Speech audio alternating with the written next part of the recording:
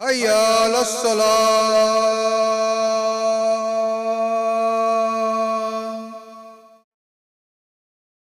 حي على الفلاح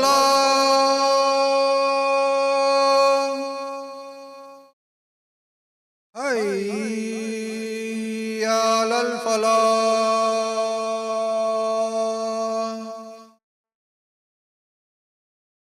الله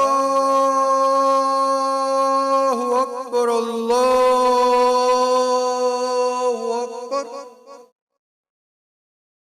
لا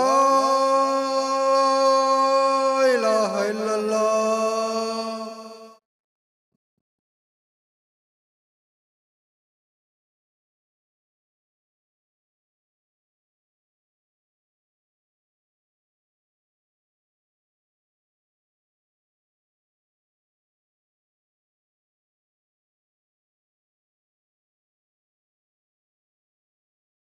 بسم الله الرحمن الرحيم إن الحمد لله نحمده ونستعينه ونستغفره ونؤمن به ونتوكل عليه ونعوذ بالله من شرور أنفسنا ومن سيئات أعمالنا من يهده الله فلا مضل له ومن يضلل فلا هادي له ونشهد أن لا إله إلا الله وحده لا شريك له ونشهد أن محمدا عبده ورسوله أما بعد فقد قال الله تعالى في محكم تنزيله بعد أن أقول أعوذ بالله من الشيطان الرجيم بسم الله الرحمن الرحيم يا أيها الناس اتقوا ربكم الذي خلقكم من نفس واحدة وخلق منها زوجها وبث منهما رجالا كثيرا ونساء واتقوا الله الذي تساءلون به والأرحام إن الله كان عليكم رقيبا صدق الله العظيم. My dear brothers and sisters, all praises are due to Allah subhanahu wa ta'ala for the great blessing of Iman, for the great blessing of faith, for the great blessing of this deen, which He has blessed us with, which He has honored us with, from which we have our izzah. And it is a great blessing of Allah subhanahu wa ta'ala that as a part of our fitrah, He has made this religion. That this religion is within our nature. That from our very birth, we are predisposed to believing in Him, into believing in the oneness of Allah subhanahu wa ta'ala.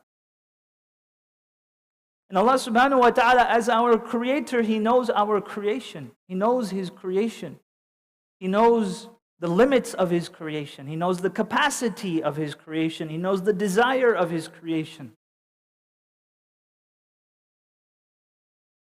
He knows the needs of His creation, the wants of His creation. Allah subhanahu wa ta'ala, He knows all of that. And as a part of one of the needs of humanity is companionship. Musahaba, suhba. The need for companionship. And what has Allah subhanahu wa ta'ala created for us as a way for fulfilling that companionship? It is none other than nikah. It is none other than marriage. That is the way for fulfilling the human need for intimacy and for companionship. And marriage, let me tell you, is a difficult topic to talk about. Because as the Khateeb, we have to consider where all of the audience might be. And so when we have such a variety of ages, a variety of life circumstances, a variety of history, how do you go about talking about such an enormous topic? Anything you read about marriage, it is pages long. No one ever says 3 tips to a marital success. No one ever does that because there's too much to say about the topic. And so how can we focus just on what the Quran says? Some things from what the Prophet ﷺ says, Not as a holistic, this is it, this is the manual, but as a reminder for us all. Those that are married, those that used to be married, those that wish to get married one day. No matter the circumstance, what are the things that we can focus on? Allah subhanahu wa ta'ala, He describes marriage. He describes it as mithaqun ghalidh. Mithaqun ghalidh. What is mithaq? Mithaq is the covenant. It is the pledge. It is the pledge to Allah. Mithaq. It is the very mithaq ghalidh, the heavy pledge, the huge pledge, the huge covenant. The same term is used for the pledge between Allah subhanahu wa ta'ala and the Prophet. That before He gives them this huge responsibility of prophethood, He takes from them mithaq ghalidh. He takes from them this huge pledge, this enormous pledge.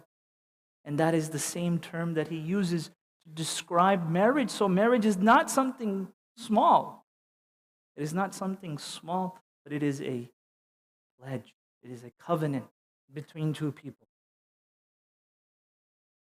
And so we'd like to talk about, let's start with some of the purposes behind marriage. So the first thing is that covenant between two people that fulfills the desire and the human need for companionship. The second thing, of course, is that marriage is the foundation of the family. And this community is families, is made up of families. So the unit of support for us, the primary unit of support, is the family. And so strong families builds a strong community. And Allah subhanahu wa ta'ala, He mentions about marriage and about spouses. I'm sure you've heard every nikah you go to. The verse where Allah subhanahu wa ta'ala says, وَمِنْ آيَاتِهِ أَنْ خَلَقَ لَكُم مِّنْ أَنفُسِكُمْ أَزْوَاجًا لِتَسْكُنُوا إِلَيْهَا. That among His signs, among His ayat, and the ayat of Allah are to be honored, and the ayat of Allah are to be respected, and the ayat of Allah are to be revered. In the story of Salih, the she-camel of Allah is the sign of Allah brought to those people. The sun and the moon and the stars and the universe is a sign. And our own bodies are signs, are ayat from Allah subhanahu wa ta'ala. And there's one other sign here, which is the relationship between husband and wife. That from min ayatihi, that among His signs is that He created for you companions. لِتَسْكُنُوا إِلَيْهَا, so that you may find peace in your companion. So that you may find sakina, peace in your companion. So as a part of marriage, where do you seek peace? You should seek it in that companion. What do they say after the young man gets married? What do his friends say? Oh, you're going to disappear on us. Oh, what's going to happen to our game night? What's going to happen to this night and that night? When we call you out to dinner, you're not going to come anymore. And it's true. But that's because the priorities have shifted. And no matter what the friends say, it's true that the priorities have shifted now. There's no way around it. That the peace comes from the spouse, it comes from the companionship, which Allah subhanahu wa ta'ala Himself has created for us. لِتَسْكُنُوا إِلَيْهَا, so that you may find peace in your companion. وَجَعَلَ بَيْنَكُمْ مَوَدَّةً وَرَحْمَةً, and He has made between you, placed between you mawadda, different from mahabba. Mahabba, ya habibi. Mahabba is the emotion, love the emotion. Whereas mawadda, Allah describes Himself as al-wadud, the loving. Mawadda is when love is in action. What are the things which we do for those that we love? What are the things that we do for those that we love, whether they are friends, whether they are siblings, whether they are children, whether they are our parents, whether they are our spouse? Mawadda focuses on the actions of love. Because that love takes work for it to prosper and for it to grow. وَجَعَلَ بَيْنَكُمْ مَوَدَّةً وَرَحْمَةً and mercy. To realize that there will be difficult times, there will be good times, and there will be difficult times, there will be challenging times. There will be challenging times in that companionship. When it comes to friends, but also when it comes to your family, and especially when it comes to your spouse, there will be challenging times, and that is when it is important for you to remember mercy. A lot of times people, they come to the imam and they say, we just want to know what are our huquq, what are our rights that we can obtain, and what are our responsibilities that we owe. And the fact of the matter is that when you use words like rights and responsibilities, it feels like it should belong more in a court of justice where there's a judge and the judge is saying, this is your right, and this is your right, and this is your responsibility, and this is your responsibility. The fact of the matter is that within Islam, there's a lot more flexibility there. That some of those terms of the agreement are a little negotiable. There's room there. There's room there. A simple example is when it comes to the mahr, when it comes to the gift that the husband gives to the wife upon marriage. It differs from culture to culture, from time to time, from place to place. There's some direction from the time of the Prophet ﷺ, but he never closed it. And actually, even after him, there was Umar radiallahu anhu, who was a Khalifa. And he said the dowries and the gifts have gotten too high, and we must limit them. And he was giving it in the khutbah. And someone stood up, a woman stood up and said, what about the verse of Allah which states? And she reminded him. And so he took it back. Because there's some flexibility there, and it's different from place to place and time to time. Marriage is not about rights and responsibilities as much as it is about mawadda wa rahma, love and mercy. And if we devolve into rights and responsibilities, then it feels like we're in a court, that we need a judge to determine whose right is what and who should be doing what. Rather, this is something that is negotiated within those that belong to the agreement. Another word for nikah, another meaning of nikah is aqd, contract. Not a contract in the sense of something boring and stale. Oh, it's a contract. Oh, I have to read through this contract. But a contract is where both parties mutually agree to something. A contract is where both, in Islamic law, in Sharia, we talk about taradi. That a contract can only be conducted with taradi when both parties are happy with the contract. So don't think of marriage contract as the rights and the responsibilities, but think about it as coming together to be happy and to be content. And so what does it take for your marriage? What does it take for your relationship to be happy? It will not be the same as your parents. It will not be the same as your children. It will not be the same as your brother or your sister or your cousin. It will be different. It will be for you. And when you think about that relationship, think not about your rights and your responsibilities, but think more about love and mercy. My wife is having a difficult time with this.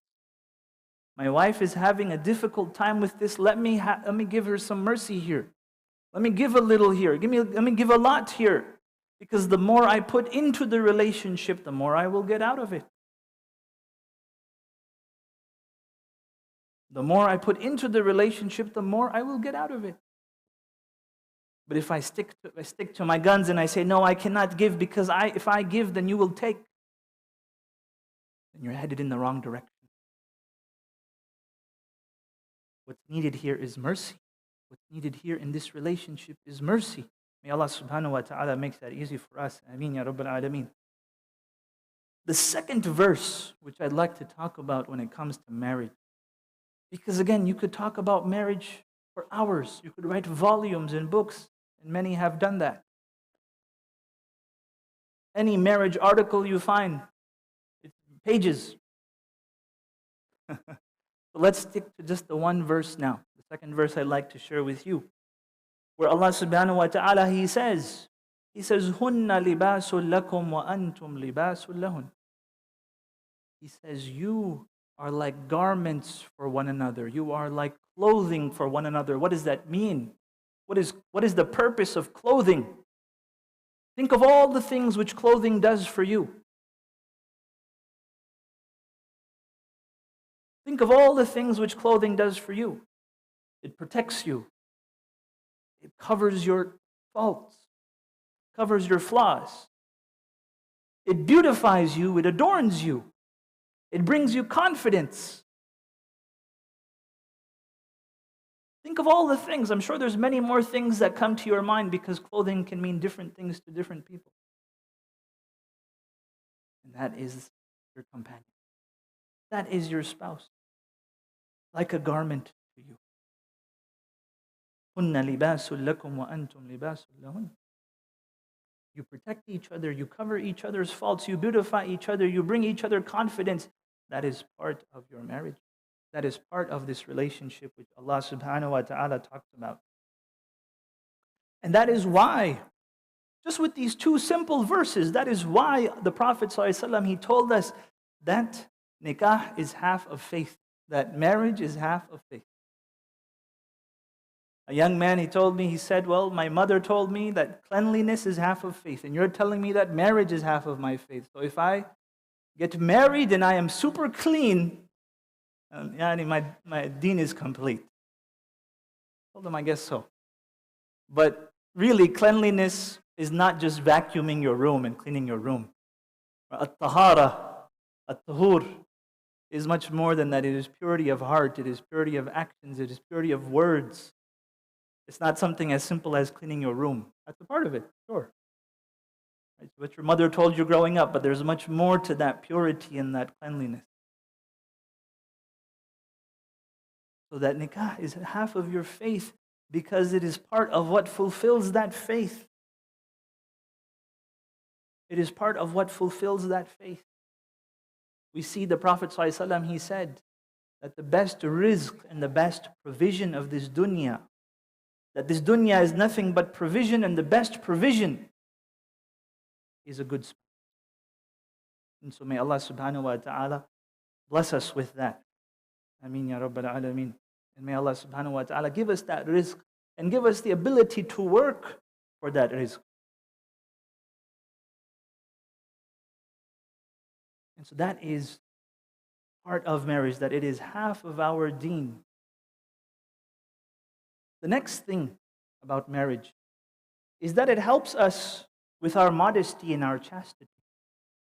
And this is an important purpose of marriage. However, it is not the primary purpose of marriage. So the 16-year-old who comes and says, I need to get married. I will fall into haram. I need to get married today, ya baba. What do you say? Marriage is a choice which you make for the rest of your life. You need to know how to choose a spouse. You need to know yourself in order for you to know how you are going to choose a spouse. You need to know, اعرف نفسك من عرف نفسه عرف ربه. The one who knows themselves knows their Lord. You need to know yourself and understand your own self before you can go and make that.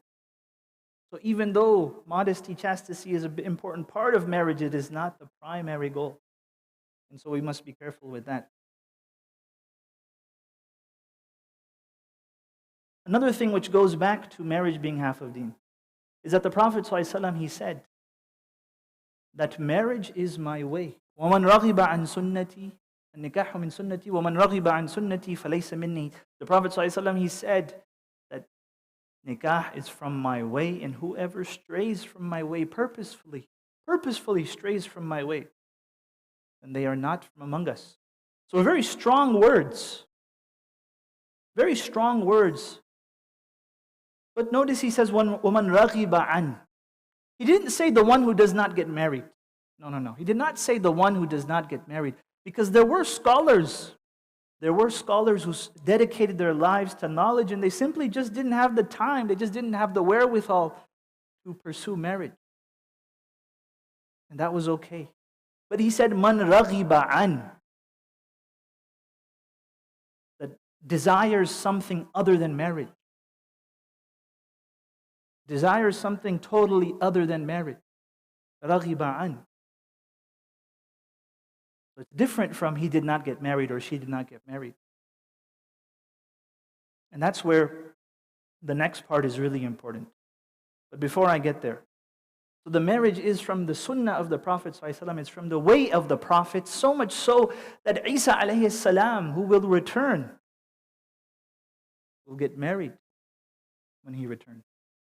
To complete that Sunnah, that is the way of the Prophet alayhi salam. The next purpose of marriage is procreation, to have children. And the Prophet ﷺ encouraged us to have children. The Prophet ﷺ said that he wants us to increase the numbers of the ummah. That on the Day of Judgment, his ummah will be huge. And that is a part of that, to increase the ummah, for there to be sadaqah jariyah in our lives, continuous charity, where when we go to our graves, all of our deeds go out, except knowledge that we passed on, or a righteous child, which makes dua for us. A righteous child who makes dua for us continues our deeds even after our death. Which brings me to my next point. If marriage and having children, if these things are so great and so meaningful and so purposeful, then what's stopping us? What's stopping us? And I'm speaking mostly to my generation in this case. Because there's others who they're like, oh, we're past that point. But those of you who have children, think about your children as well. What's stopping people from getting married and having children? And this is a tense subject. I had to do a lot of thinking. And I'm sure people will still be tense about it. And there's a lot of pressure when it comes to these two topics, because there's a lot of pressure given from relatives. Why aren't you married yet? I know somebody. My friend of a friend knows somebody. Would you like to meet them? Oh, you got married. When are the children coming? There's a lot of pressure there, and that means that everywhere you go, if you are newlywed, everywhere you go, you get those questions. If you're not married yet, you get those questions. Okay, when's the time coming?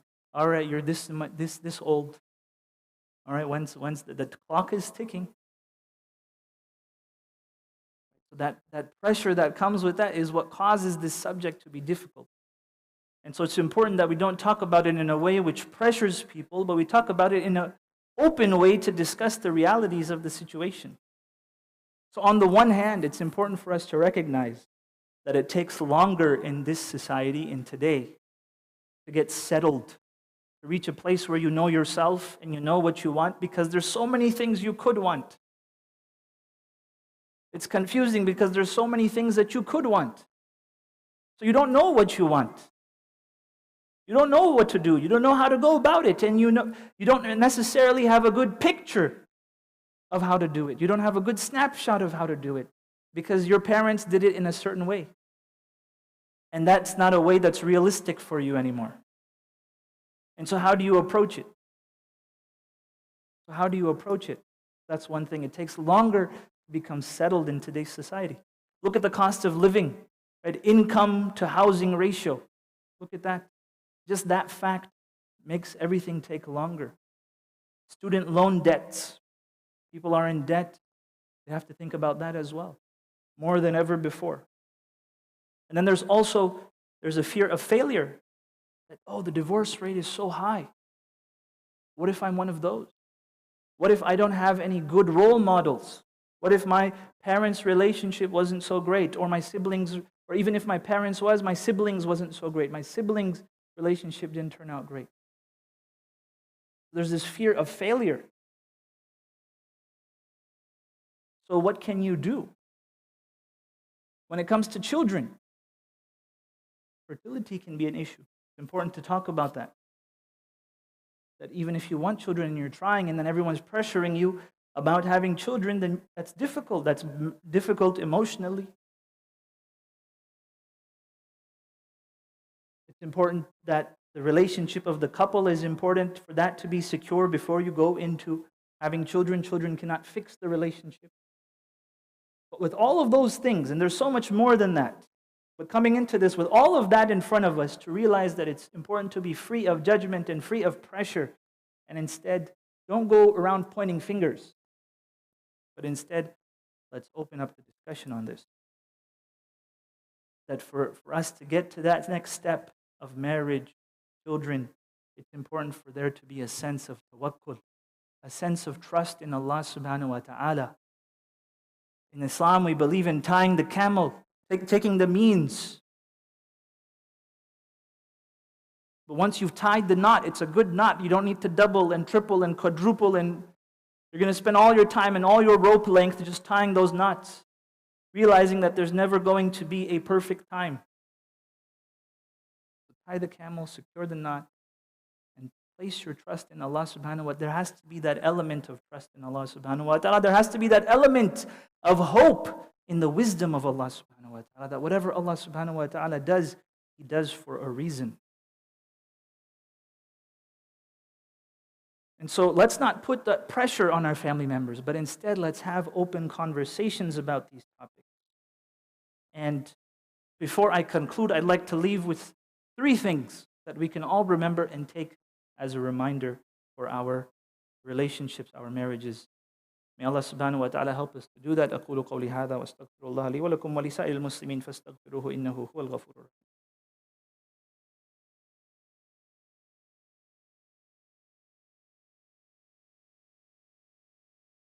Bismillah ar-Rahman ar-Rahim. Alhamdulillah wa salatu wa salam ala Rasulillah.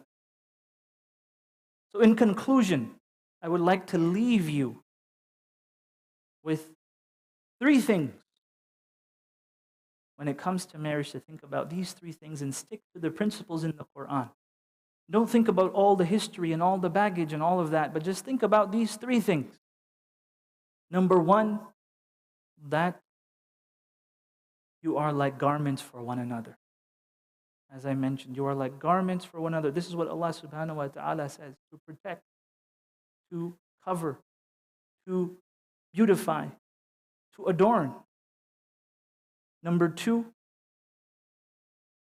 that in order for us to find peace in one another, as Allah subhanahu wa ta'ala says, we must make time for each other. You're busy with the kids, you're busy with work, you're busy with that. You must make time for your spouse, so that you can find the time to find that peace in your spouse, and to find the love, and to find the mercy, to seek it. Because every rizq is something which we seek. Every provision which Allah subhanahu wa ta'ala gives to us is something which we must seek. We must seek the peace, and seek the love, and seek the mercy. It will not just come to us unconditionally. And so number 1, be like garments for another. Number 2, make time for each other. And number 3 is don't forget the rahmah, don't forget mercy. Then when you're going through challenging times, difficult times, find the mercy. Think about the things which you love about your spouse. Think about the things which you can do for your spouse to alleviate their difficulties, to alleviate their challenges. May Allah subhanahu wa ta'ala grant us good relationships. May Allah subhanahu wa ta'ala put barakah in our families. May Allah subhanahu wa ta'ala guide us. May Allah subhanahu wa ta'ala unite us. May Allah subhanahu wa ta'ala help us to build strong families that can be the foundation of a good community. May Allah subhanahu wa ta'ala give success to the next generation of young people that are getting married. May Allah subhanahu wa ta'ala help them to get through that and to place their trust in Him and their hope in Allah subhanahu wa ta'ala. May Allah subhanahu wa ta'ala help them to tie their camels and take the means that are necessary in order to seek the righteous spouse. May Allah subhanahu wa ta'ala grant us righteous, whoever needs it, may Allah subhanahu wa ta'ala grant them a righteous spouse. May Allah subhanahu wa ta'ala grant them righteous children. Those that are sick, may Allah subhanahu wa ta'ala cure them. Those that are in need, may Allah subhanahu wa ta'ala fulfill their needs.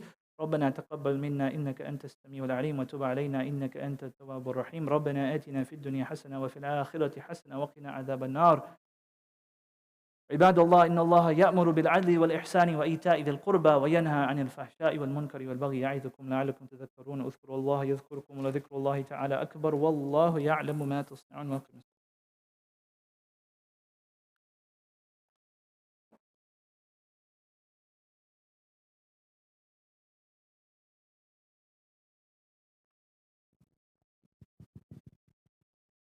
الله أكبر الله أكبر